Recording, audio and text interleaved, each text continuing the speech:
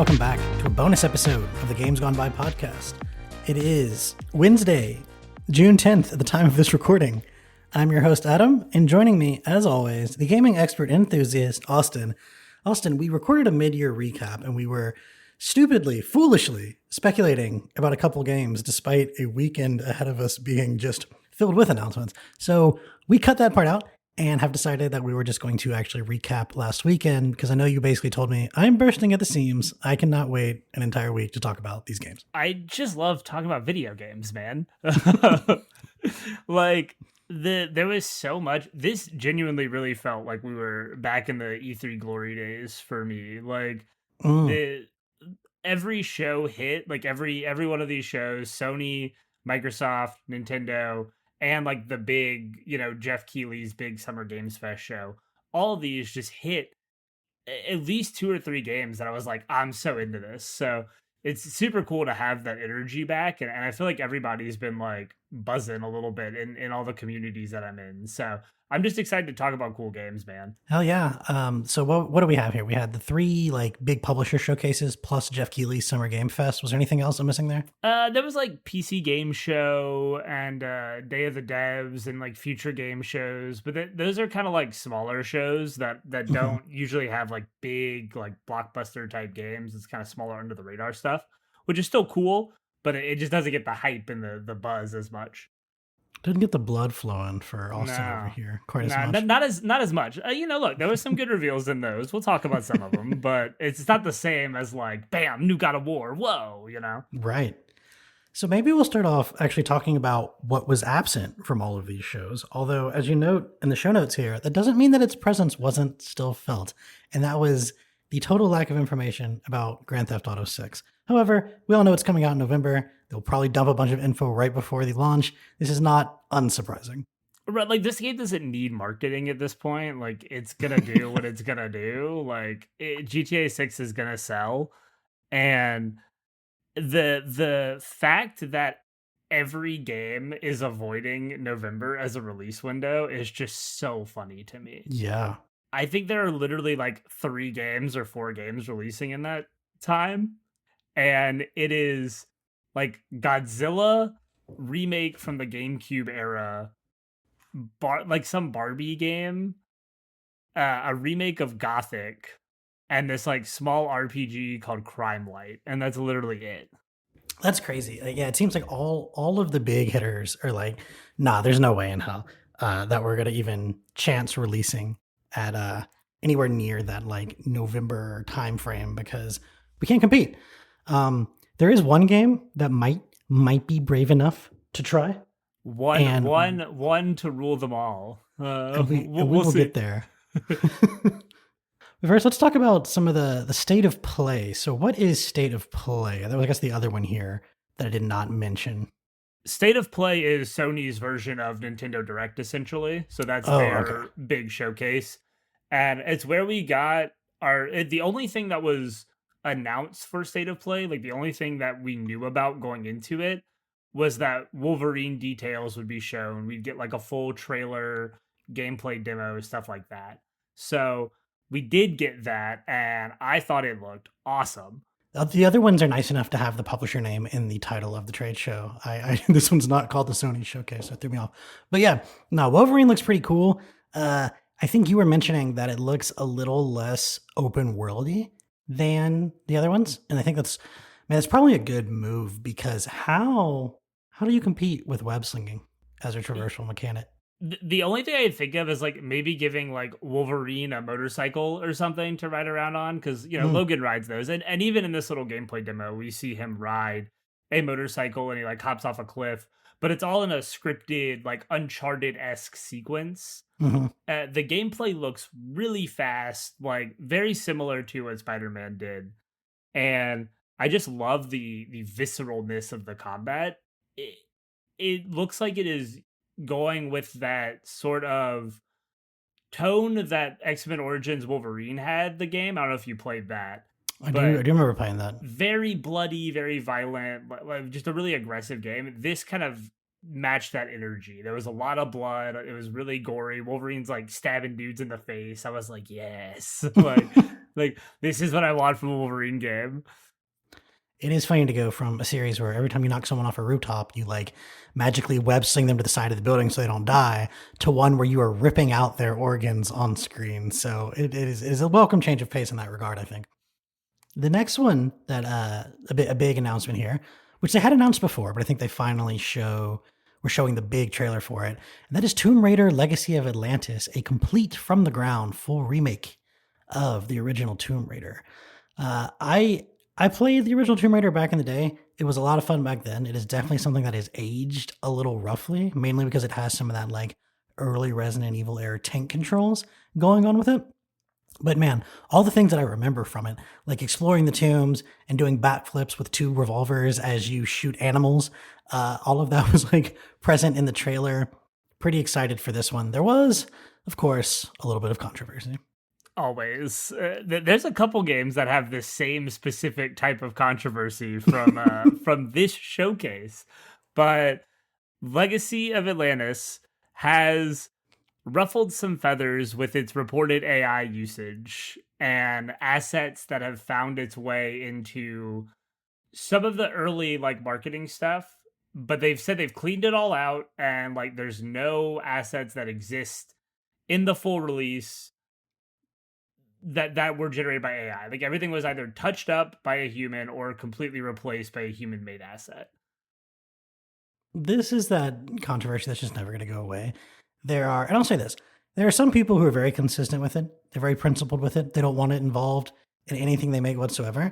And I applaud them. I think they're naive and I don't think they're going to get their way, but I applaud them. I don't care as much for the people that are basically like, oh, as long as it's not the art, it's just the code. That's okay. I ranted about this a little bit in our last episode. I think I ended up cutting it, so I'm going to rant again.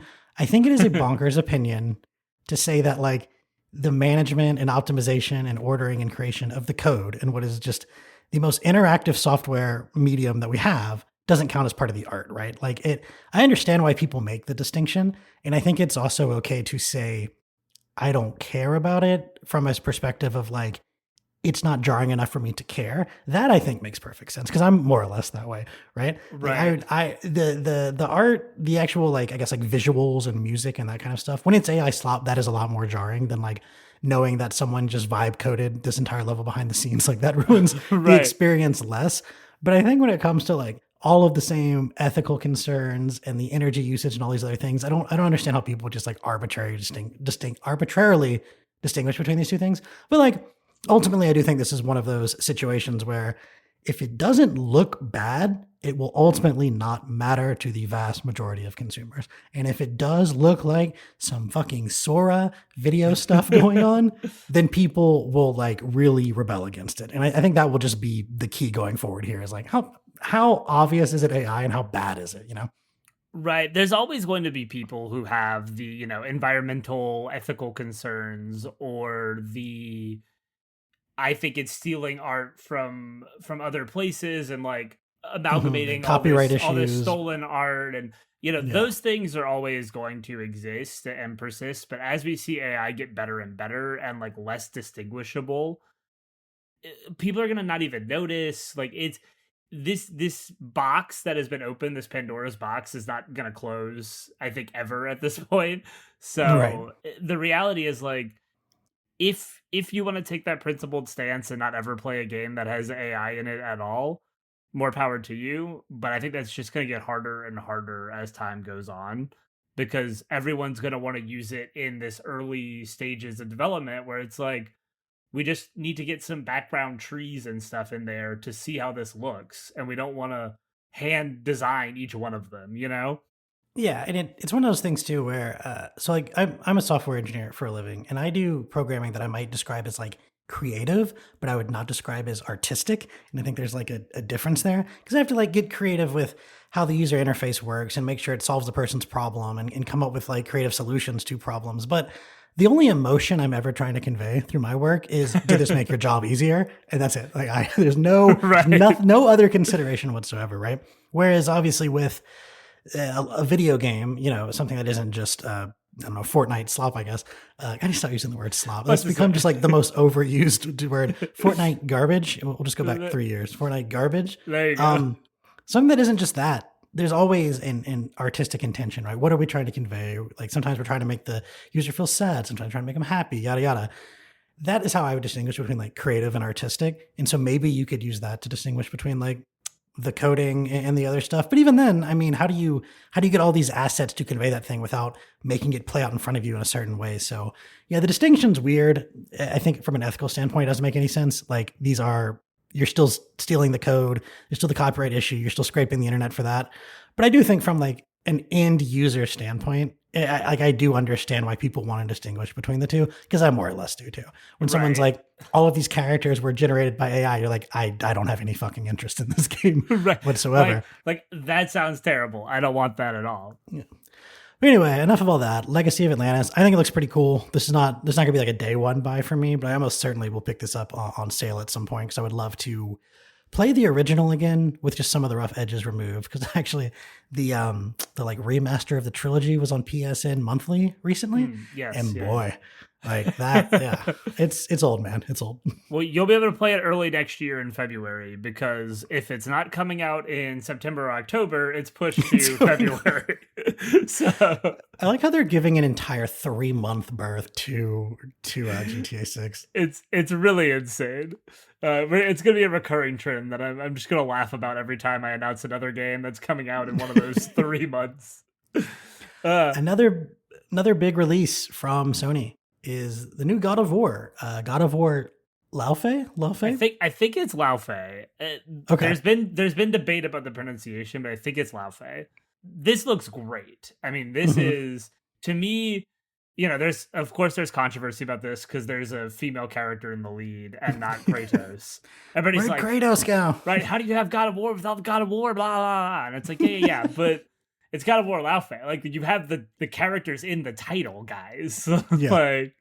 Like, this looked really cool to me. I think it takes that same over-the-shoulder perspective that Sony Santa Monica has been doing with the 2018 and Ragnarok release of God of War, and it makes it a little bit faster paced. Like Laufey's combat looks a lot more like what we saw in the early God of War games. Very quick, stabbing people and dodging around and stuff, where I feel like Kratos is a little more methodical with his movements. Like things were heavier, you hit harder. This felt very light and floaty. And I know that it's taking other mythologies and other gods and bring them into this like one space called the Everwind, which was actually named by Alana Pierce, by the way. As she was reacting to it, she was talking about all the things that she wrote on it, which was kind of cool because this is the game that she had worked on before she left Sony Santa Monica. Malevola. Yeah, exactly. You got it. I was like Malevola, but Laufey is also being played by Deborah Ann Wall. Not sure how familiar you are with her work. You showed me. Was this the person that was in True Blood? Yes, I know her from Daredevil. She plays Karen Page in the Netflix Daredevil series, so like the main love interest, and she's great in there. I've heard she's good in True Blood. I haven't seen that, so that takes place in your neck of the woods, man. You should. Yeah, it sounds like I gotta go watch it. Your old neck of the woods, I guess. I keep forgetting you relocated, but I mean, listen, it's all swamps. Like. This is interesting though, because like I know after we got a couple games in the Norse mythology, people were like, "What's next? Are we going to get Egyptian? Are we, what are we going to get?" And it seems like their solution to that is, well, we're going to be in a place where these multiple things exist simultaneously, which allow us to pull from the Greek stuff that we haven't seen since God of War 3. Allows us to reuse all the cool stuff from the Norse mythology we've just seen, and just gives them the freedom to go wherever else they want to. So, everyone loves like gods and goddesses and stuff. That's such a cool thing that I feel like always works well in games when the game itself is also good, right? It's never really the case of like, man, the game was a lot of fun, but all the stuff about the god and goddesses just really dragged it down. Like it's typically not the case. It's usually the highlight. They're like, oh man, all those cool gods and goddesses were sick. Like Hades is of course one that comes to mind. Right. But yeah, this is pretty interesting. I'm kind of excited for this one. Probably not like one of my I must get on launches, but I am certainly looking forward to playing it because I did like those new God of War games. This is almost certainly a day one buy for me. It's okay. The release date is still very like ambiguous. It's 2027. It could get pushed into 28 for all we know, but I will be there day one on this one. I'm sure. So me and Becca were watching some of the recaps on YouTube the past few days, and not a lot of these really got her like all that excited. But boy, let me tell you when that did. Until Dawn 2. She Yeah. is a huge fan of the original. I think she had a little bit of reservations from the trailer because she was like, what I liked about Until Dawn 2 is that one of her favorite horror tropes is that they're in a place for a reason that has nothing to do with trying to go explore a haunted or ghostly area, and then it becomes one. Whereas this one, the onset was just like, this is a haunted amusement park or whatever it Right. was. But I still think she's excited about it. She played The Quarry, which was like another game like Yep. that. She loved that. I think she's played some of those like Dark Man picture anthologies or whatever it is. Yeah. The Dark Pictures anthology, I think, is what it's Yeah. called. So this will be cool. We'll almost certainly play that one together at some point. So I'm sure I'll play this eventually. But I liked those games, especially as someone who's typically not as into horror stuff. I thought the way those games handled it was actually just really interesting. So yeah, this one's pretty cool. Yeah, Taylor also really liked the first Until Dawn. We played that one together and enjoyed it. And I think I really liked in this trailer whenever you have the option to push the guy or let him stay, Oh yeah. and you go to push him and he just like falls on the rocks anyway, and you're just like, well, maybe I don't do that. It's like I like See, that. from the trailer, I couldn't quite tell which one they picked.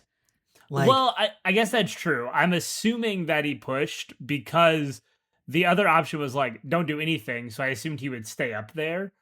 So I assumed that it was a push, but who knows? Maybe he just decided to jump without me pushing, and that's what caused him to hit rocks. see, I think that's what they want you to think, so that when you go to play it, you're like, oh man, Yeah, maybe subverting my maybe expectations. it, Ryan it, Johnson, it is that got me. you?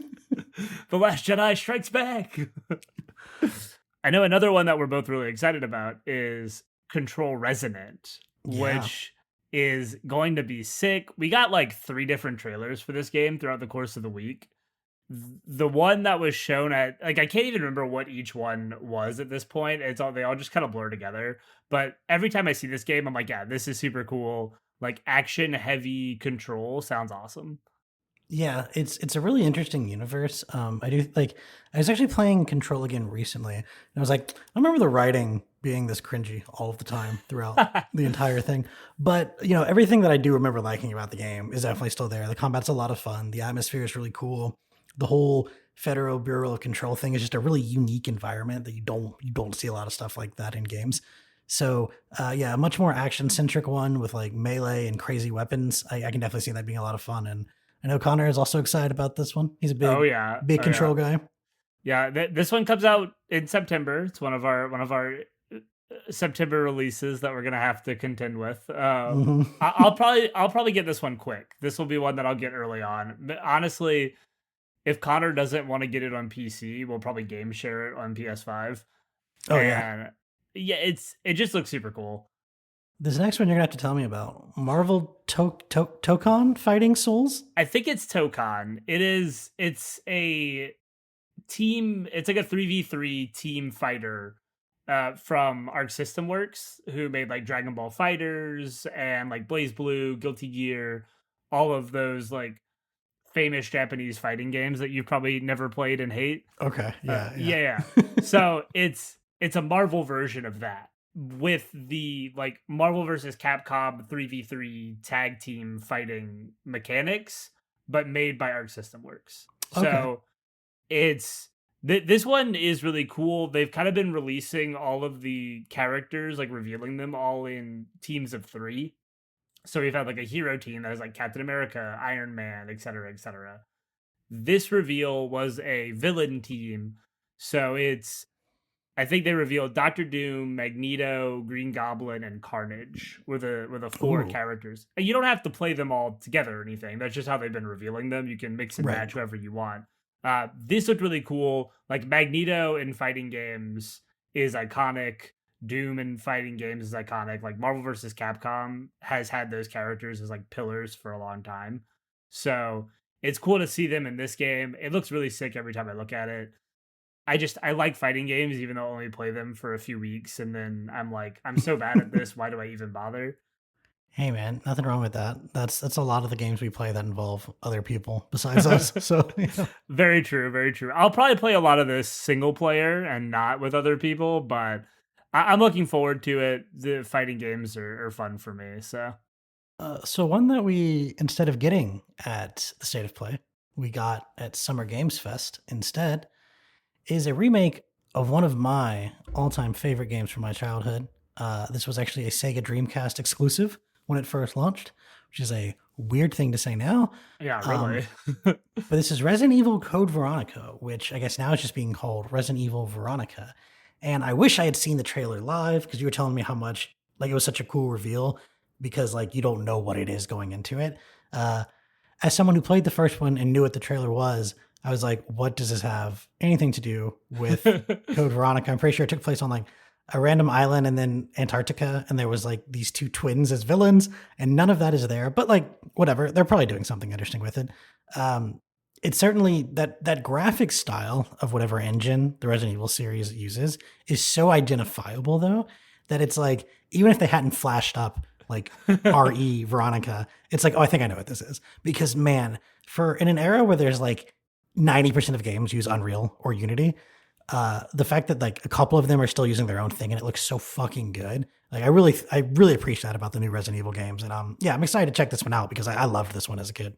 The RE engine is so sick. It's literally called the RE engine. I mean, Okay. it is like built for Resident Evil, and it looks so good. And like you said, it is very distinct. I think everybody when the trailer came on was like Resident Evil, but I Right. think most people thought it was like Requiem DLC. Mm. Instead, they reveal like towards the end of the trailer, they say Claire Redfield, and everybody's like, "Ah, it's called Veronica!" Ah, Yeah. And at one point they're the old lady and then it's talking about like your brother, your brother. And there's really only one iconic brother sister duo in the series. So it was kind it's of hinting at true. it. Uh, I don't know a lot about Resident Evil. I don't play a lot of Resident Evil, but this trailer was really cool. I liked the way it was revealed. It was the first one. It was the thing that kicked off Summer Games Fest. It was a very slow burn. You're talking to this old lady for half the trailer, and it's not until like the very end that they finally reveal what it fully is. And I just thought the pacing of this and the way it was all revealed out was really cool live and watching it in person. It got me excited for a game that I know nothing about. So We kind of talked about this on the mid-year recap, which may or may not have already been released by the time we release this. I don't I know what order I'm doing this in yet, I would but assume we'll see. yeah, we're talking about how like Capcom is on a fucking roll, and they're not stopping, man. They're not No, stopping. they're nailing it. You know who else isn't stopping? Famita Ueda. This If guy. if you don't know that name, then you didn't listen to the Shadow of the Colossus episode. Go do that. He has made some of gaming's most beloved games that I hate to play every single time I play them. Some of the rest of the gaming world's most beloved games, not ours, unfortunately. Just not Uh, mine. His new game is called Jin Atlas, and it appears to be a sort of third person shooter with a heavy emphasis on robots and sci-fi. It's something really different for him. And it looked cool. Like the trailer looked cool. the robots looked really big. Yeah, which I mean, yeah, there was that one shot of like the trailer in the trailer of the giant robot with like he's carrying a big stick or whatever, and it looks Yeah. exactly like one of the colossi for Shadow of the Colossus, and you're like Yeah. this tall, and I was like, yeah, okay, like that's cool. I'm gonna hate to play it, but that was cool. This could be interesting. I will say I did end up warming up to Shadow of the Colossus a little bit as I went back to play it to collect like clips for shorts and stuff. It's definitely more so than like Okami, which I will never want to stop bringing up how much I hated that game. Um, I just wonder, like maybe with a modern control system, this will feel better. Like mhm. he's building it in modern times. He's probably going to be incorporating more modern control schemes and I can imagine more modern physics engines instead of whatever like Shadow feels like. Yeah. So I'm hopeful that maybe some of that stuff will come through and I'll like it more because it looked cool in the trailer. This next one was a bit of a surprise. This was Guild Wars 3 was announced, and there's been a little bit of like So I've been checking out the Guild Wars subreddits, and people are super hyped about it. But they're like, the trailer kind of looked like High Guard, which was funny because Dude, it was the same thing you said to me. so when I was like, is this High Guard? And then I was like, oh wait, no, it's Guild Wars. Wait, what? So like ArenaNet I put a little teaser on Twitter like last week, I think, and people were kind of speculating like, what is it? And some people were saying, well, there's no way it's like Guild Wars 2 or Guild Wars 3 because Guild Wars 2 is still like going strong and they're not going to cannibalize that. But no, it's straight up Guild Wars 3. There's very little information about it so far. But what is on the website is that they were really emphasizing like that you can play the game solo, which is kind of something that the Guild Wars has sort of always let you do. The first one had these like NPCs that you could take into battle with you. The second one just had a lot of like story centric content that you could do on your own. But of course, it's an MMO, so there's a lot of like group activities too. But they're also emphasizing movement. Like on the website, there's a part where it talks about like you can use your speed to like increase your effectiveness, and it was making it seem like like running along a wall and then jumping off and like slamming a hammer or something would do more damage than doing it while you're like standing still. It's sort of the implication.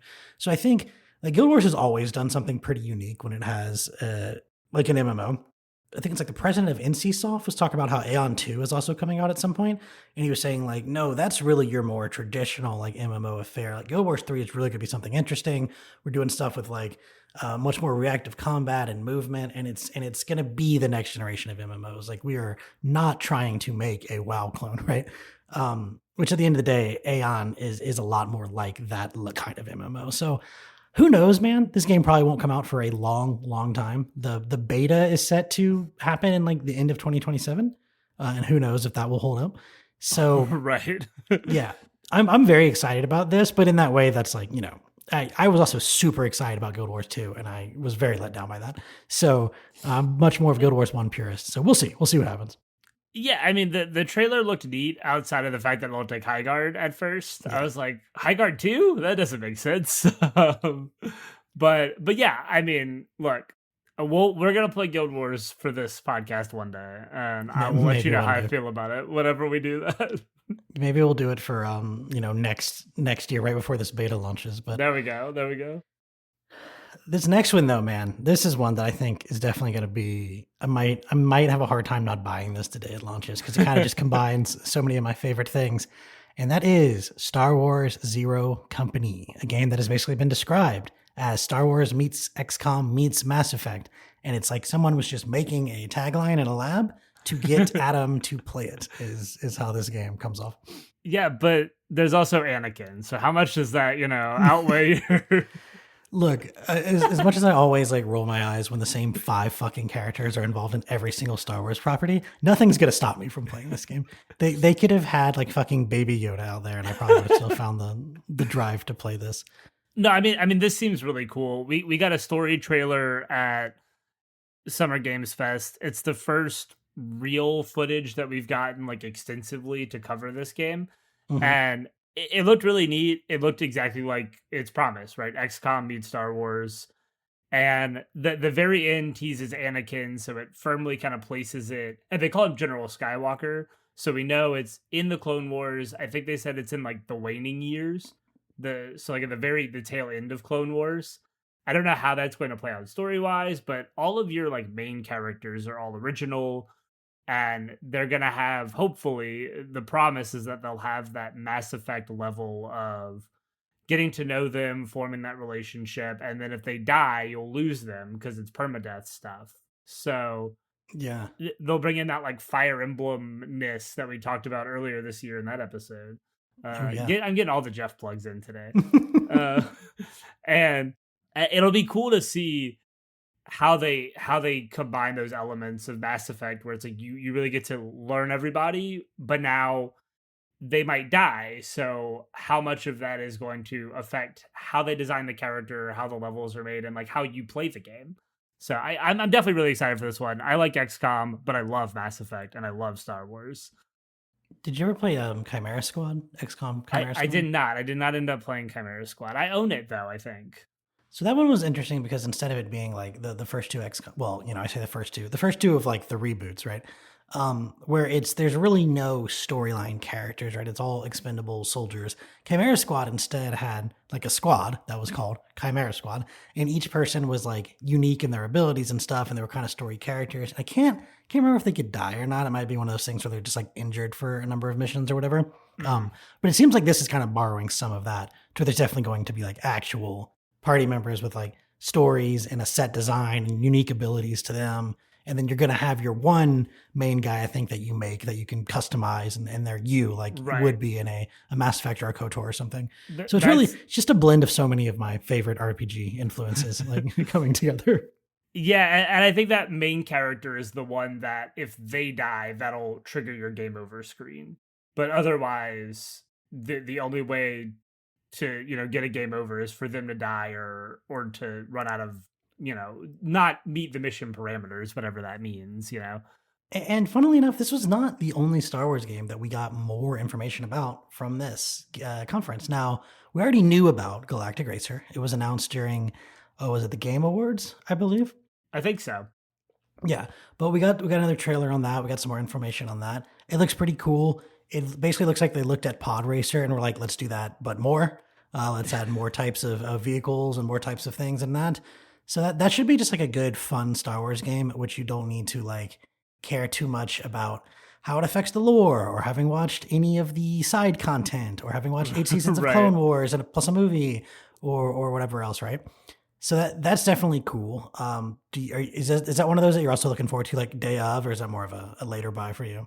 I'll probably get it day of. I think it's supposed to be a cheaper game. It'll be like 40 or 50 instead of the typical 70 that things are going for.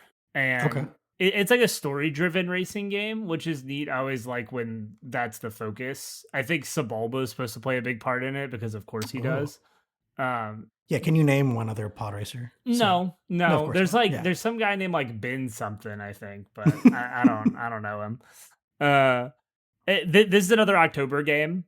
We didn't actually talk about the Zero Company release date, but that comes out surprisingly early. That's August 27th. So that's soon. Yeah.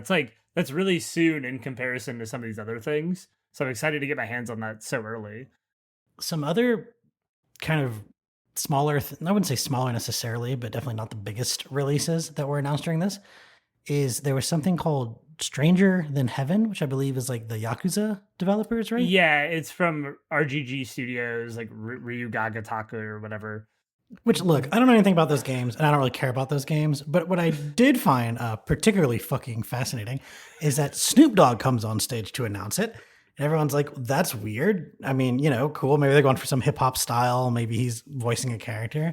And then what was reminiscent to me of the Coachella hologram from years ago, a big-ass Tupac shows up on screen, and Snoop Dogg's just giving this like, yeah, man, I feel like, we're really like honoring his legacy with a fucking right. The spirit of Tupac lives on in this game or some shit. I was like, what are you talking about? Just like rip a blunt before he went out there and just start fucking talking about Tupac. But look, it's definitely cool. Like, that's an interesting idea. It's neat that, like, is this a crossover? Anyone would have guessed it a million years. I never would have thought Tupac was going to show up at the Stranger Than Heaven reveal trailer at Summer Games Fest. Is that going to help them get a new audience? Who knows? I hope it works for them.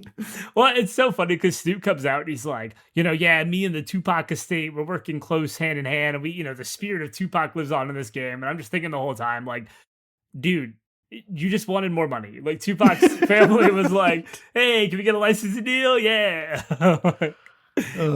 Of course, everybody reacting to this is like, what is happening? Are we AIing Tupac into this game? Like, what?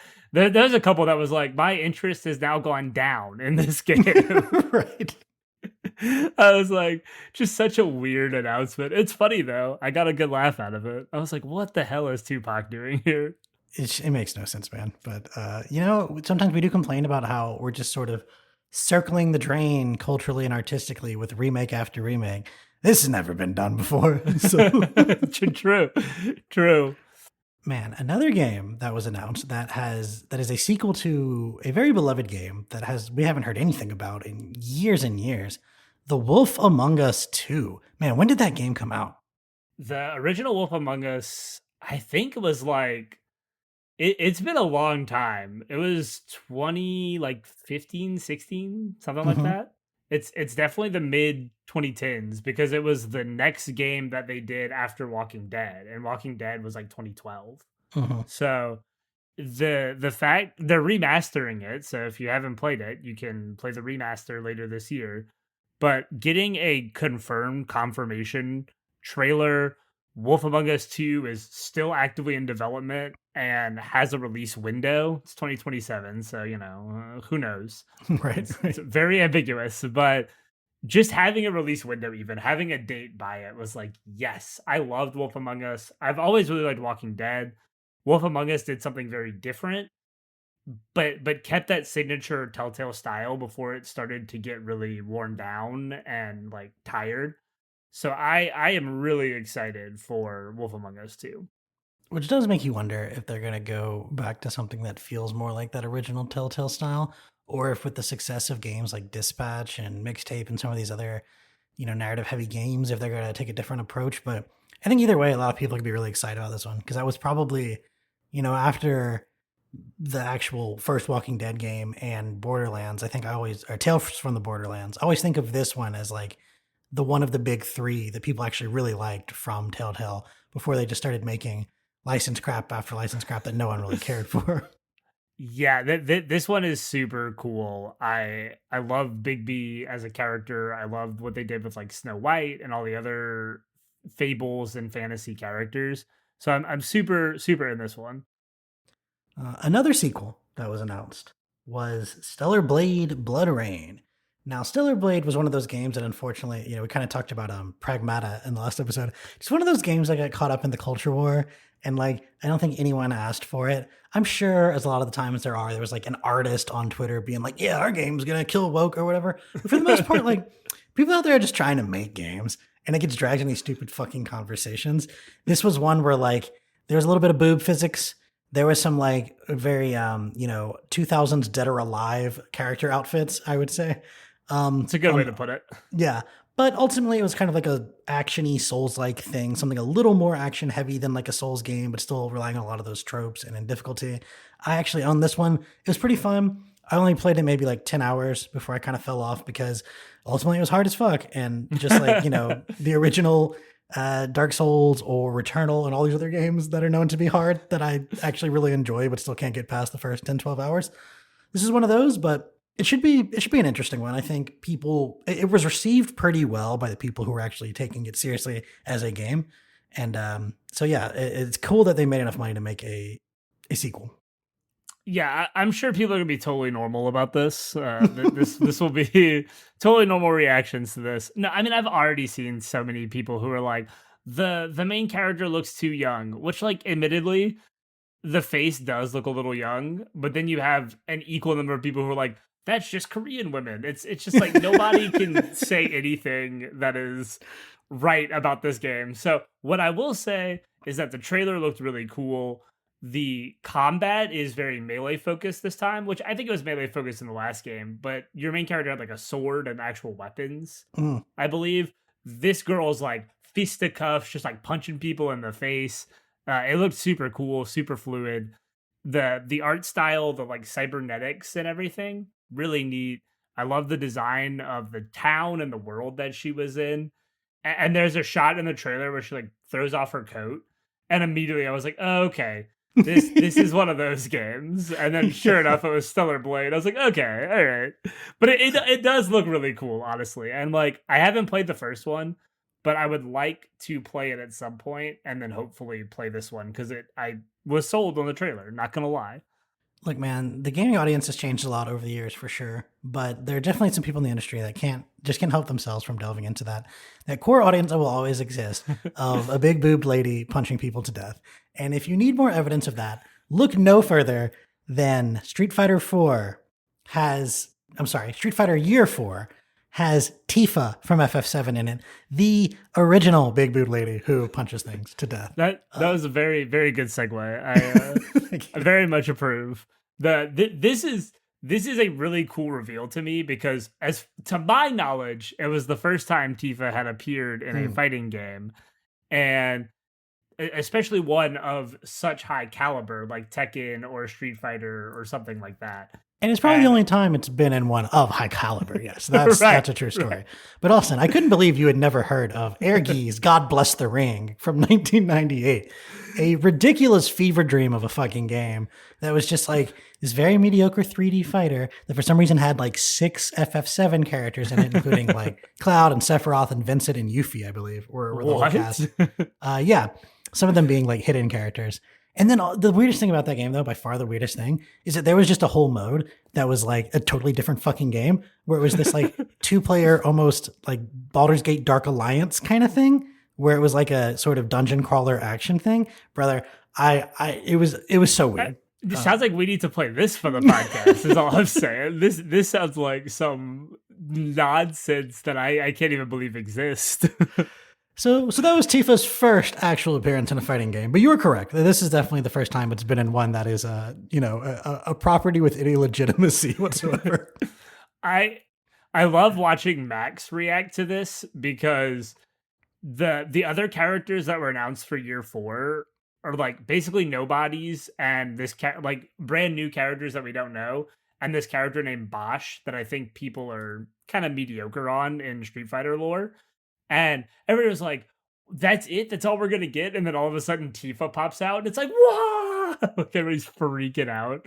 Yeah. So this trailer was neat to see that. And it leads into probably the game that we're most excited about out of everything that was announced at this entire show and every show this week. And that is finally Final Fantasy VII Part 3, Final Fantasy VII Revelation. Adam, tell me about it. What are your feelings? Where you at? Look, if anyone listening has heard our episodes on Rebirth and Remake, they know how I'm feeling right now. I'm quite excited for this. Game looks fucking gorgeous, as all of them have so far. We're actually getting the third one within like 10 years of the first one launching, which I got to say I was skeptical with the way games come out now. We're gonna get both of them in the time frame since we got the last like Naughty Dog game, I think. So of course, they had that thing they were working on that got canceled, unfortunately. But I mean, Wolf Among Us 2, literally, still. I mean, we're gonna get this before Wolf Among Us 2. Is all I'm saying. The game was announced, shown, revealed, released, all before Wolf Among Us 2. Yeah, just saying. Spring 2027. So this one's definitely not too far from now. Watching the trailer, it's got all the things I love about the combat. A lot of it looks a little more over the top. Like some of those, they were showing off a lot of Vincent and Sid, obviously, because those are the two characters we haven't gotten to play yet. Some of Sid's attacks are just like, whoa, he's summoning like water dragons and stuff. So if any part of you was like, I liked any aspect of the grounded nature of the first two, you're probably out of luck, but that's okay. We don't need to worry about that. We're seeing them skydiving out of the fucking high wind, seemingly just like wherever they want to. Who knows how that's going to work exactly, but it looks like you're going to have a ton of freedom. They were showing this almost job system. It was like you changed outfits to get, and in an interview, I think you were telling me the creator's doing with Max Dude, or he went over to his house or his studio right after. Yep. He was talking about you get to customize your like folios or skills or whatever this game's iteration of that is per outfit. And I was like, yes, of course. We finally get the skill loadouts I've been waiting for 2 games, and they're locked behind changing your outfit, which is just such a Japanese thing. But man, I'm so excited for this. Like, what else is there to say? Yeah, somebody looked at Dress Spheres from X2 and was like, yes, we need Dress Spheres back. It's like, did we? But no, like everything about these trailers was super cool. It gave me everything I wanted. Seeing the weapons at the scale that they are, like looking in the Corel Desert and just having Ruby Weapon towering over all the mountains. Yeah. And you're just like, I'm gonna have to fight that thing. And it just had this sense of scale that I was so impressed by, and all the games have, but I literally, when I saw them jumping out of off the high wind, I was like, is this Fortnite? Like, where are we dropping, boys? like it, but like what they're doing with it and the scale that they're trying to hit, I think they've said every region will be open to you. You can go anywhere that you went in Rebirth will be open here again, and there'll be new areas. They've mentioned Wutai is going to be a big factor. Mm-hmm. There's just so much that they're going to put into this game, I think. And they didn't even touch on really any of the story stuff or any of what they're doing with some of the crazy story concepts, which I'm happy about, right? I don't want to see that stuff. Right, right. Wait, like let's wait until the game comes out. I'm sure they'll give a story trailer at some point that'll give us some, little tidbits, but so far we've gotten very little, and I'm all the happier for that because they've shown off some really cool gameplay, and I'm really excited to see it. And I want that story stuff to be a surprise because there's so many things that they can do with it. Yeah, we talked about in our episodes on the first two parts how they really went in a different direction with some of the story beats, and they're really emphasizing like the whole Zack thing, and who even knows if Eris is like dead or not, and Cloud sure doesn't, and just all these things. So yeah, it'll be interesting. If for no other reason than to just get what I consider to have been like the pinnacle of turn-based combat. I guess it's not even turn-based, right? It's almost like it's a hybrid. They describe it as a hybrid system. It's very action heavy, but you can at times go into a turn-based sort of mode. I think over the last 10 years or so of gaming, I'd come really to not enjoy a lot of turn-based RPG combat. I had really, I liked my XComs, I liked my strategy turn-based combat. But in more traditional RPGs, it started to get really uninteresting. But then we got the Rebirth and Remake systems, and then we got Clair Obscur, and I'm really enjoying just sort of these new, fresh ideas coming to turn-based combat and hybrid systems like this. And yeah, man, it looks damn cool, and I cannot wait to play it. But speaking of things I probably could wait for, that's almost just the entirety of Xbox's lineup these days, I swear. Oof. No. That's harsh. There's actually one in here I'm super excited for. But a lot of this is things that never really resonated a ton with me to begin with. And I know Xbox is like struggling to figure out what they should make exclusive and what they should not make exclusive. But you could have stopped at Xbox is struggling, and that would have also probably been an accurate statement. I mean, there's some interesting stuff here. One of the first ones they showed was Gears of War E-Day, which is something we knew was coming. But it's basically, there's been this thing in the lore the whole time, Emergence Day. It's when the Locust, rose up quite literally and started doing all of their things. And this takes place back around that time. And we have like a young version of all of our characters from the first couple games. And we get to see them in the past. Yeah, so this one's going to focus really heavy on the relationship between Marcus and Dom, which, if you listen to our Gears of War episode, then you'll know that was a core part of the first game. Mm-hmm. And having that bond, kind of seeing how they got there, is going to be really neat. We know that the trailer shows them in their street clothes, which I thought was really cool. Like, it was such a jarring thing to just see the Gears in slimmed down. They just had their like jeans and a polo on or whatever, running through the streets killing locusts because they just pop up. And it's like, that's a really cool premise to set us up for to start out in this game. And the trailer looked pretty cool. I mean, obviously it's gritty realism is what Gears of War is, but I'm so glad we've moved past that 2005 era of where like gritty realism was brown, green, gray, and blood red, and those were your four colors for the entire thing. There's a lot of color in this trailer. Like, a lot of things really pop. The city environment design looks really good. I was listening to a preview today where some of the like journalists who got to see the game behind closed doors were able to talk to the developers, and they were saying that they built all the assets from the ground up for UE5. They didn't use a single asset from any of the old games. It's all brand new. And part of the idea is that the whole game takes place over the course of 3 days, and you get to watch the city kind of crumble. Like in this first trailer that we see, most of the city's still intact. Emergence Day is just starting. And over the course of the 3 days, you're going to see things become more and more devastated. And you'll go back to old areas that are a lot more devastated than they were when you started the game. And I think that's a cool premise to kind of get us into this world and get us to where Gears 1 started. We'll probably see how Marcus ends up in jail, I imagine. Yeah, I guess we never found that out. He's just in jail at the start. Yeah, at least I don't remember them talking about how he got in jail. So something else from around the same time, no, maybe a few years before, I want to say that Fable, the original, was a OG Xbox title. And this is a series that like The first Fable was super well received. The second one was pretty well received. The third one was not, and we've basically gotten very little from it since. There was one Connect game. There was a game that was there was a Fable Connect game. Like the Xbox Connect, you could like throw a spear at people and like shoot magic spells with your hands. Brother, I completely forgot about the Connect. It was very well received, let me tell you. For as much shit as like the Wii U gets, I remember that it happened. The Connect is like a total just brain fog. Remember when they bundled a Connect with every Xbox to try and get people to use it and nobody used it still? That's fucking crazy, dude. This trailer looked cool because it has Haley Atwell as the character in it.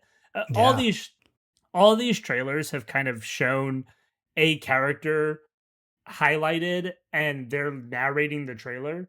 But this one had Haley Atwell in it, which I was like, I'm here for that. Yeah, Agent Carter as the villain is actually something that made me significantly more intrigued in this than I was before. Because, man, the sour taste in my mouth from Fable 3, and it's just absolutely asinine menu system that I still think is one of the worst things I've ever seen to this day. Really made me like hate this franchise, but a total reboot of it, or not like a reboot. I guess a reboot is the way to say that. Yeah, it's like a whole new thing. Yeah. They're putting a ton of money behind it. They got big names. It looks like, I'm excited about it. Not like a day one thing for me, but I'm going to keep my eye on it. And I think I'll definitely be interested in playing it when it becomes like, who knows? Maybe I'll renew Game Pass again one day and pick it up. Right? I was about to say this is definitely a Game Pass for me. I'll pick up Game Pass in February because it got moved because GTA. It was supposed to come out in the fall, but they were like, no, we can't do that. GTA is in the fall, so all roads lead to GTA, or all roads go around GTA. But all roads diverge away from GTA. This one is also not going to be console exclusive. This one is going to drop on PS5, I believe. Okay. So it will be the first Fable on PS5. Gears, they did confirm, is going to be a console exclusive for Xbox. It will still be on PC, but it will not make it to PS5. There was rumor and speculation that it would because they released the trilogy on PS5 not long ago. They released the OG trilogy on PS5. So everybody was like, oh, well, the new Gears will come. And I think it was supposed to up until recently, whenever they were like, we need to go back to making exclusive games because nobody wants to buy an Xbox. At some point, you have to give people a reason to buy the actual fucking Xbox. And for the past several years, there just hasn't been one. Like, I swear to God. Yeah, and this next game could have been a reason to buy the Xbox, but it will also be on PS5. Yeah, I almost feel like they just, like, their whole new strategy of exclusives just came around a little too late. But this is, of course, Halo Campaign Evolved, a complete ground-up remake of the campaign from the original Halo 1. Kind of an interesting thing they're doing here. There will be no competitive multiplayer, right? It's strictly the campaign. It will have 4-player co-op, either 2-player split screen or 4-player online. And it's supposed to be $50, right? Because they're like, we know it's not a full game. We know it's a game that already exists. But we're really going to put the time into making this experience like a good one and a remade one. And here it is for a reasonable price. I'm pumped for this, man. That campaign was always the greatest first person shooter campaign ever. Then we played Titanfall 2, so now it's second place.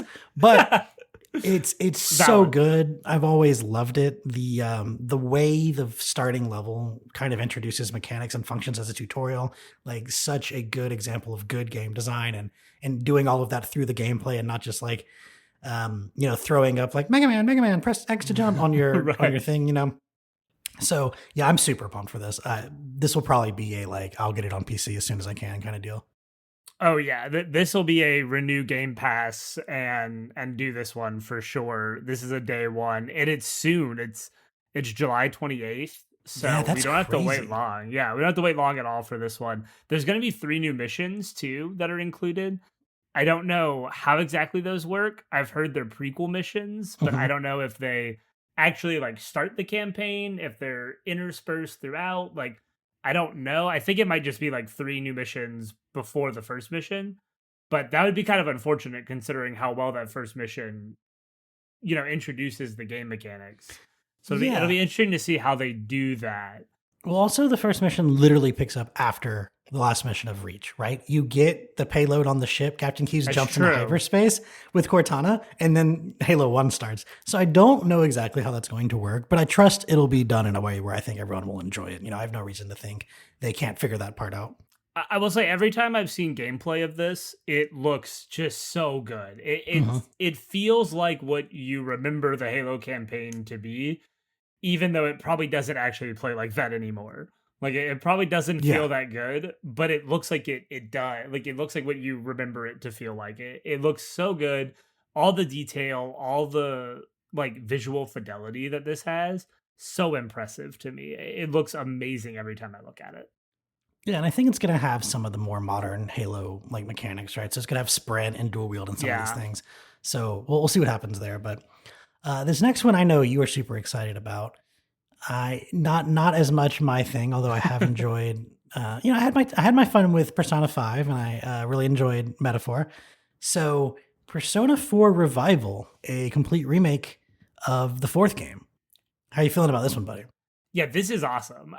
The fourth game, I think for a lot of Persona fans, Persona 4 was their entryway into the series.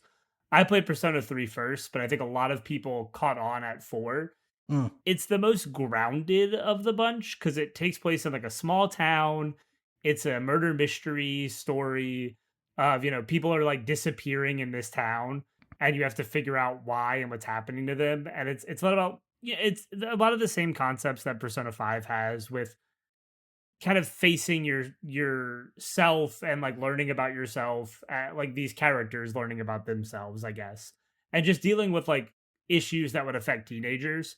But the way that Persona 4 does it is probably the most grounded, and I just can't wait to play this again. Having it be a remake on the scale of Persona 3 Reload, which was their last attempt at a remake, and it's a very good attempt. Like it's a very good remake.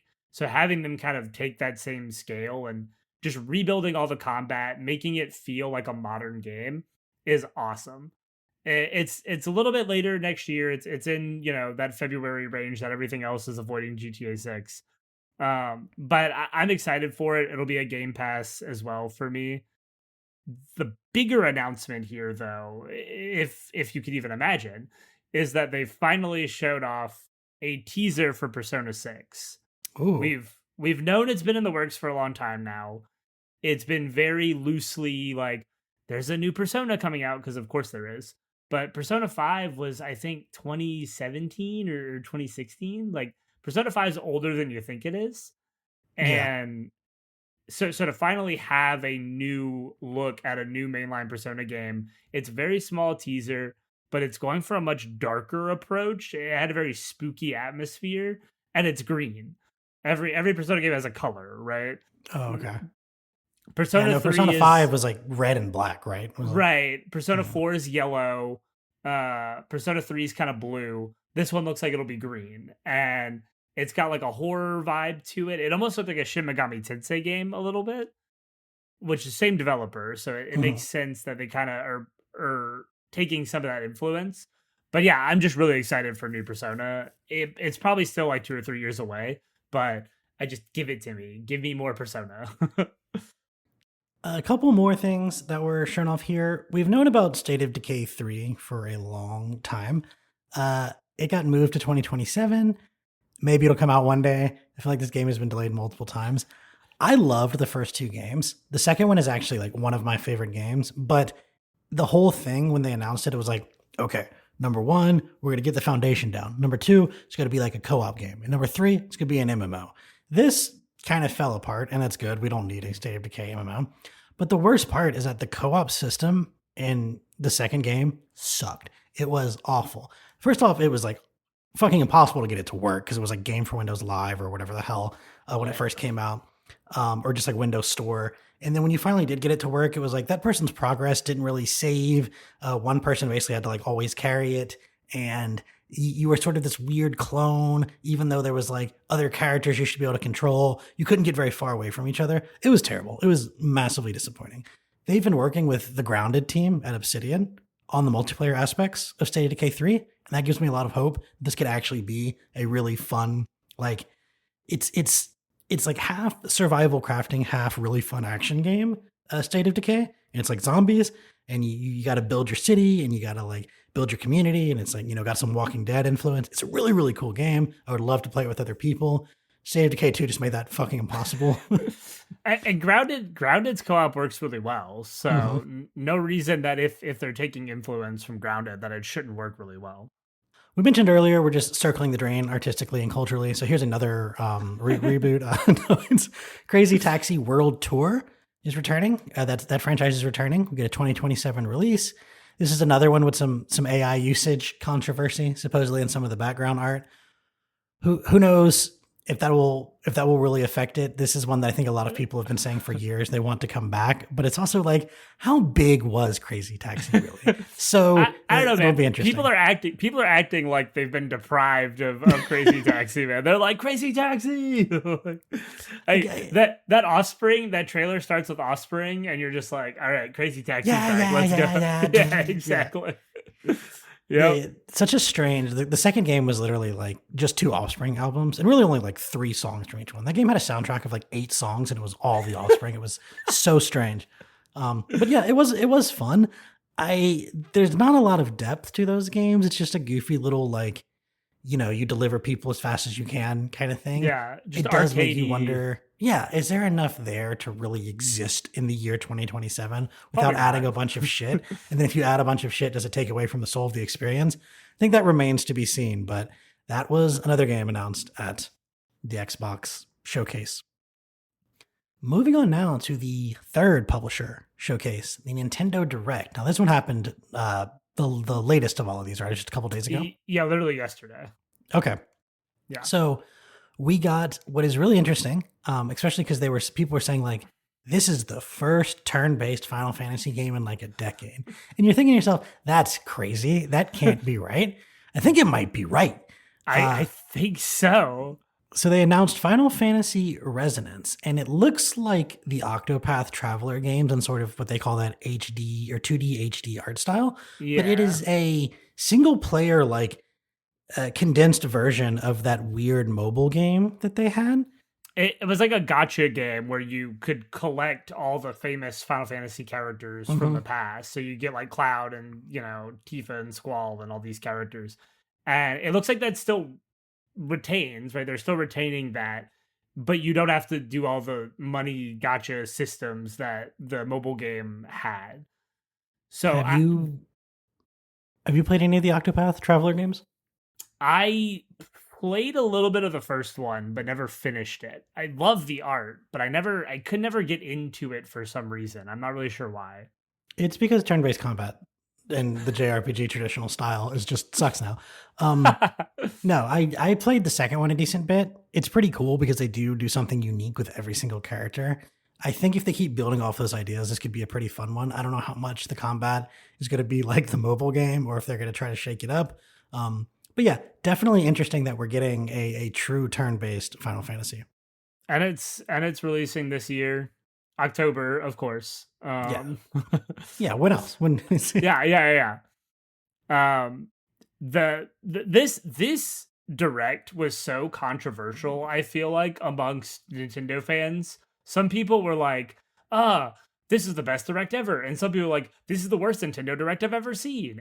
The online reaction has been so diverse on this one. Like, if you're like a Fire Emblem, Xenoblade, Final Fantasy fan, you're like, yes, I'm eating good. This is amazing. If you like Mario, you're like, there is no Mario.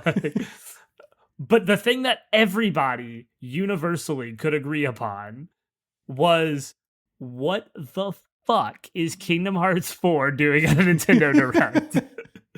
I mean, seriously, so they opened this with a collection of all the Kingdom Hearts games are coming to Switch 2, like locally on the game, like on the cartridge or downloadable. The only version of Kingdom Hearts that currently exists on Switch is cloud versions. So you buy a game and you have to stream it. It's crazy. It's crazy. It doesn't work well. Everybody hates it. This is the first time that and it's just because the Switch couldn't handle it without streaming it, right? Like that was the problem. Switch 2 is powerful enough to do it. So they combined all the games and put them on the cartridge and made it downloadable and whatever, right? And that's what everybody thought the reveal was. And that was cool. Like, Kingdom Hearts fans were like, great, we got that thing. And then they dropped a trailer for Kingdom Hearts 4, and it was just like madness. I was like, what is happening right now? I literally went to our Discord chat and I was like, Connor, red alert, this is not a drill, Kingdom Hearts 4. Like, this is one of those games where people have basically been like, this is the year it's going to be announced for like the past 8 years, right? I mean, yeah, so we got a little teaser of it in 2022. They dropped like a 30-second to a minute, like, it exists, it's coming, you'll see it later, and then literally radio silence, not a single word about it until a random reveal on Nintendo Direct. Like, I literally had it on this list as a game that didn't show up because I had no faith that it would show up at a Nintendo Direct. Yeah. And then it was there. That series has been very long running now, and the first one came out when I was in high school, I'm pretty sure. And of course, there's just been an endless collection of like intermediate titles in between the three major ones at this point. But crazy story that's never going to stop. Are you telling me that you don't love Kingdom Hearts 3D Dream Drop Distance or or Kingdom Hearts back cover key something nonsense? I feel like Kingdom Hearts is like responsible for like a certain percentage of like xenophobia toward the country of Japan. Like it's just like it caused it. That's crazy. Another game that got a big announcement that I think is sort of up there with Kingdom Hearts 4 as far as like for a decade now, everyone's just been saying this is the year, this is the year, this is the year, is the Ocarina of Time remake. That, I know this was rumored, but brother, I think our podcast might have some like universal powers because I mean, this has happened a couple times now with the things that we've done. I remember like we were going to play Max Payne and then Remedy was like, we're remaking Max Payne, so we didn't do that. Now we did the Pokemon episode and a few months later they put Red and Green out. Now we do the Zelda episode and they announced the remake. So man, we just got to find games that we really want to be remade. There we go. Yeah, this one got a leak earlier this year that was like pretty reputable. It has been rumored for a long time, but there was a leak earlier this year or like late last year from a really reliable leaker that was like, it's going to be announced and it's going to come out this year. And I think everybody was kind of waiting for it. And I think that actually hurt this reveal a tiny bit because we only see a shot of like, there's like a tapestry on the wall and there's a voiceover that is giving history. And they're like, there's a boy who lives in a forest and he didn't have a fairy and yada, yada. And then it has the opening shot from the original, like the beginning of Ocarina of Time, where it pans down to Link in his bed, kind of like shivering from a bad dream. And you see the Triforce on his hand, and then it just cuts away. But the art style looks super cool, super different than anything we've seen from recent Zelda games. And I mean, if you listen to that episode, you know that I absolutely adore this game. So this is a day one. I'm hoping they drop it on November 19th. Let's just go head to head, GTA versus Ocarina. Like, I'll be playing Ocarina. This is what we mentioned earlier in the episode. Like, there's one game that can stand up to GTA 6. This might be it. I saw a little bit of commentary on the internet this week I guess really just in the last day since this announcement, where people were saying like the art style looks a little bit like someone took Sora and said, "Hey, remake Ocarina of Time with Unreal Engine 5 and show me a cutscene." I don't know. I mean, I think it's just that people aren't used to the sort of more photorealistic style. I think the last time they even went that direction in any way would be like Twilight Princess, maybe. Yeah. So I do think it's just something people aren't used to. They're certainly not used to it with Ocarina of Time. At this point, I will give Nintendo the benefit of the doubt with these kind of things that they do with their beloved franchises. They tend to like, safeguard them and are very careful about the major releases.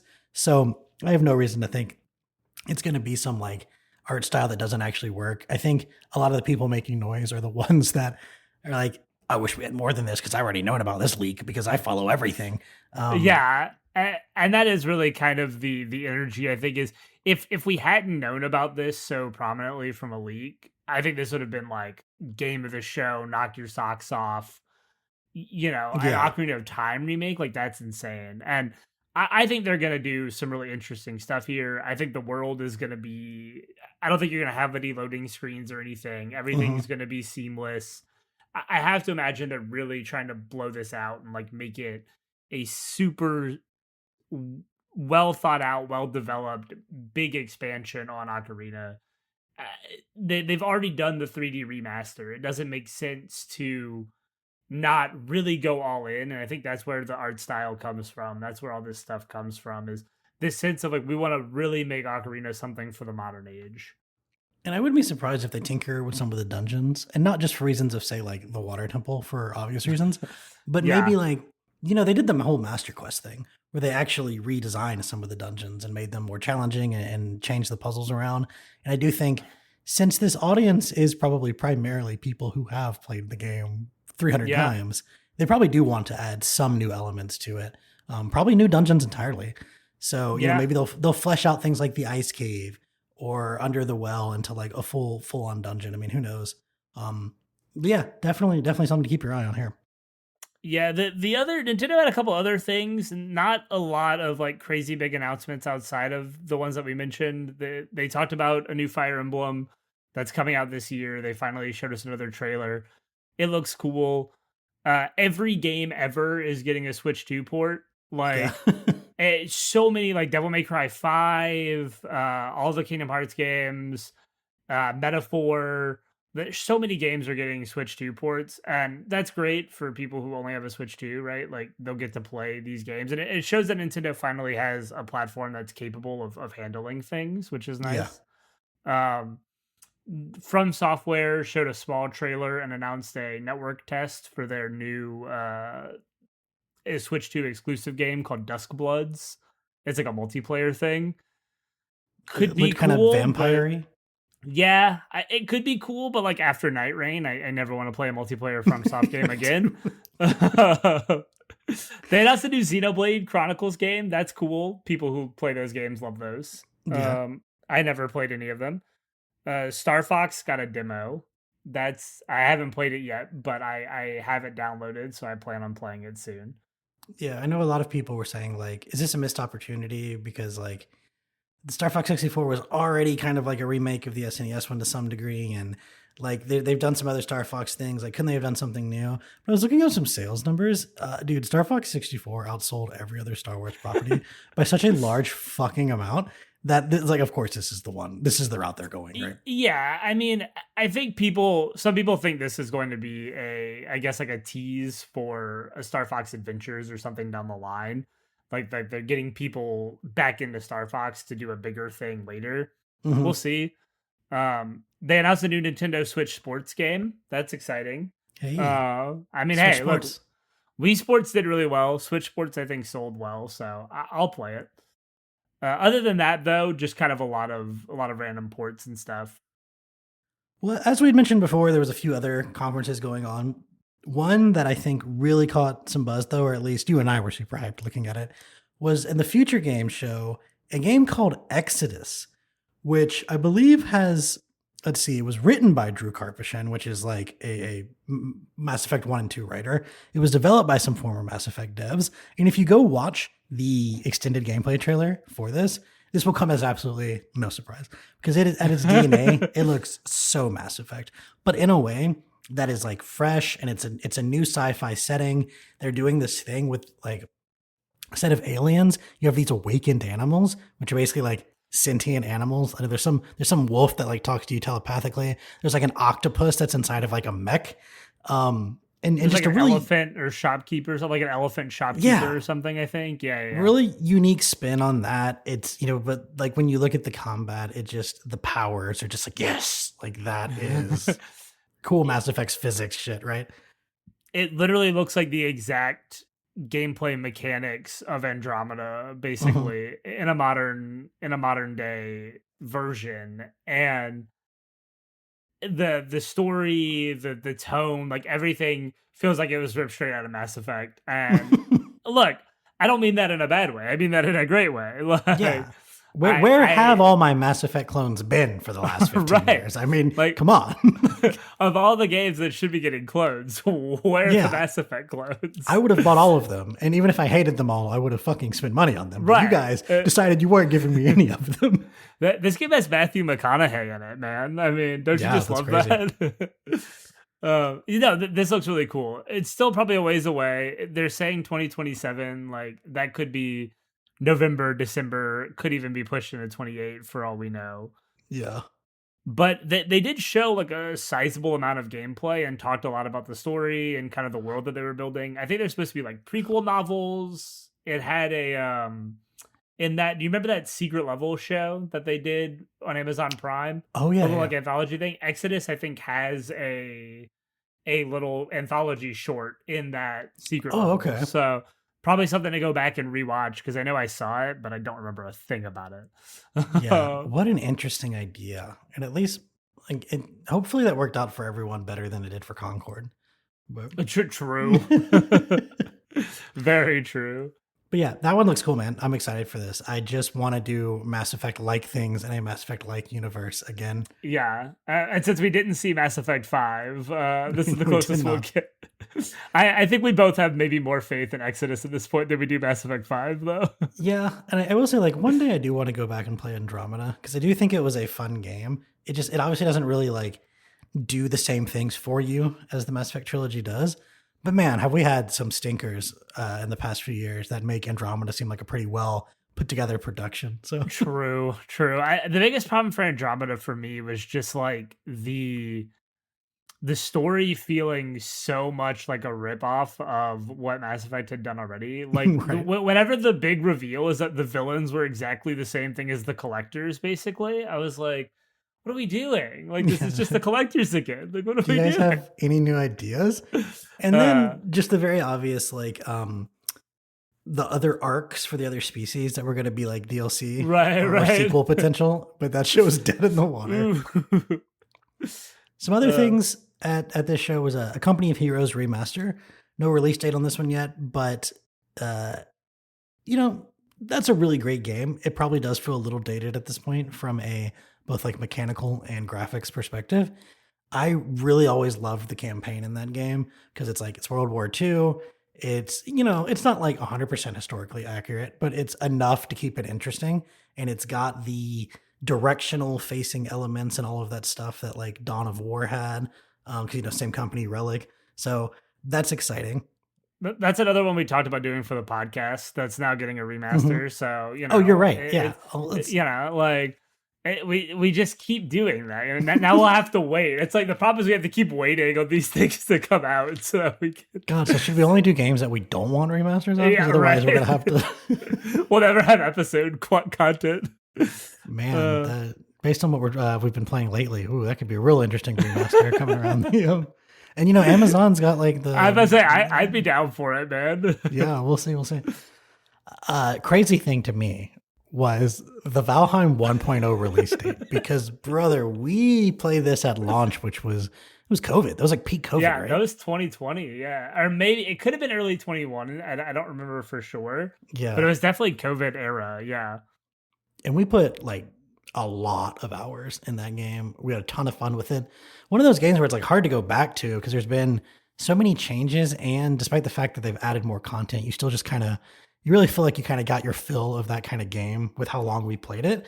But man, they took that money and they ran with it and they kept building, and they have reached a actual 1.0 release date, and like good for them. I'm happy for them. I was like, I'm surprised this got an official release date. Like I just, it's one of those where it feels like it already hit 1.0 at some point over time, but it just never did. It's still been early access, and now we have it. It's for September, because of course.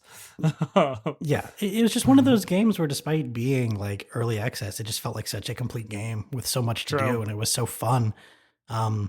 Which, you really hope most early access games are that, but we unfortunately we don't live in that world. Not always the case.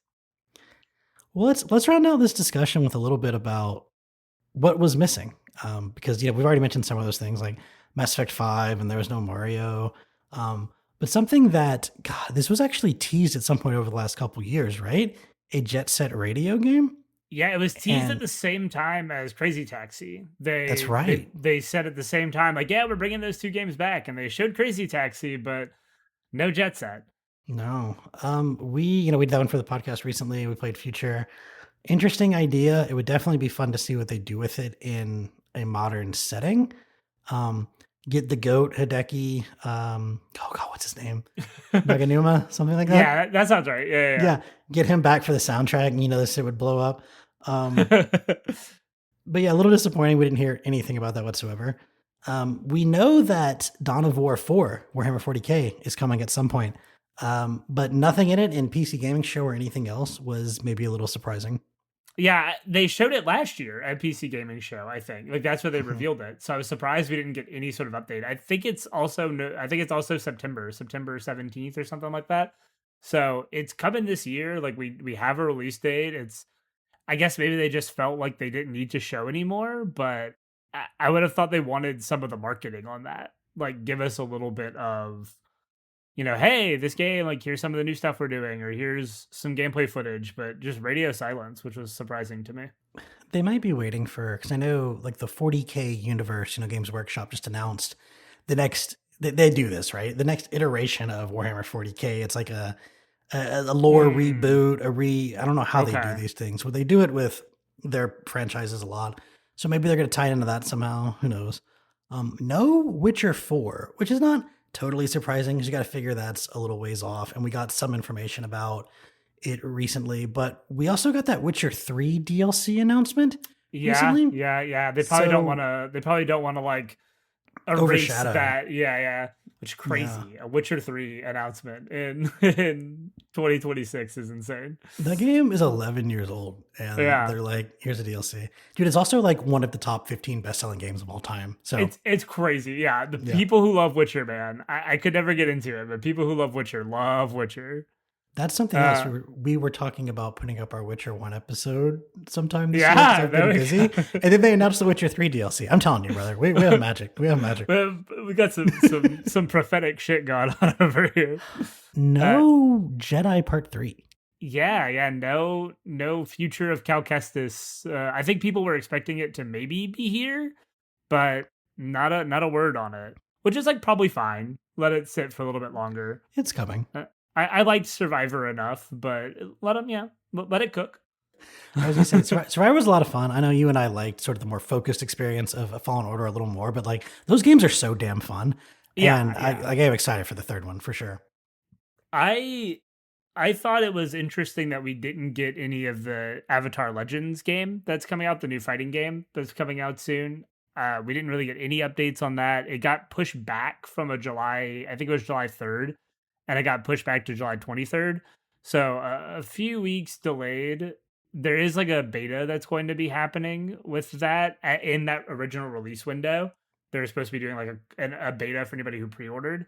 That'll be cool. I really like the look of that game. A lot like Tokon that I was talking about earlier. Kind of the same energy. It's just a 1v1 fighter though, not a tag team fighter. And it looks really cool. It's got all your favorite Avatar characters, and it's like $30. I'm like, yeah, I'll check it out. And to be clear, we're talking about the last Airbender Avatar, not James Cameron's, correct? That's it. Correct. if it were James Cameron's Avatar, I would not be interested in it at all. So Neither would anyone else. the last Airbender fighting game. Except it's a great apparently- time for that series. I say, except apparently billions of people around the planet that somehow make these movies like just the I highest. was say I didn't even see Fire and Ash yet, but there's like a billion people who have because it made so much money. Intergalactic, which is Naughty Dog's new game. We got a little bit of a tease on that with Game Awards, I believe, right? Yes, yeah. Or it was sometime last year. We got a trailer for that, the first official trailer.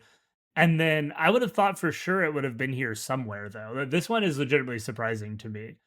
Because I would have thought that Naughty Dog would have wanted to show something of this by this point.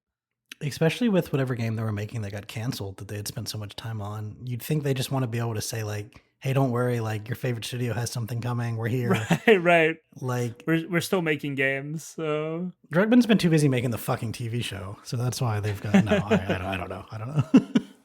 We didn't see any of Star Wars Fate of the Old Republic either, which is... I guess also not surprising, Hmm. but I want it.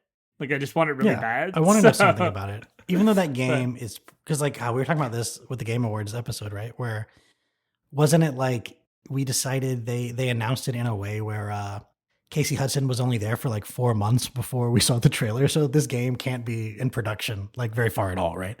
right, it's probably 5 years away still. Only last thing to really talk about is that we've now gone 8 years since Elder Scrolls 6 has been released and or revealed. Sorry, and that's it. We don't know fuck all about it. We don't know fuck Yep, all about this game. literally nothing for 8 years. That's insane. Yeah, I think people were saying like it's now been longer since like it's like been longer since they announced the game to it still not being having been released, and it took them between Morrowind and Skyrim or Oblivion and Skyrim, right? So That's insane. yeah. Oh yeah, man, but that's pretty much all the major announcements. I think off the top of my head, the ones I'm most excited about are Exodus, Star Wars Zero Company, Campaign Evolved, was on Guild Wars 3, and of course, the big kahuna, FF7 Revelation. I think you hit all the major ones there. I mean, Revelation is the one that we are definitely. I think we're both locked in on that one, and Wolverine's going to be sick. There's so many great games here. This felt like E3 again, and I'm just so happy to have it back. To have that energy back. Yeah, I can already promise you Revelation's going to be an episode when it comes out. 100%. How could it not be? And that about wraps up our discussion on all the latest gaming announcements from Nintendo Direct, Xbox Showcase, State of Play, and Summer Games Fest. You can find this episode, as well as all of our other episodes, on Spotify, Apple Podcasts, or your favorite podcasting platform. And as always, you can find everything we do on our website, gamesgoneby.com. Signing off for Games Gone By, I'm Adam. I'm Austin. Thanks for listening, everyone. We'll see you next time.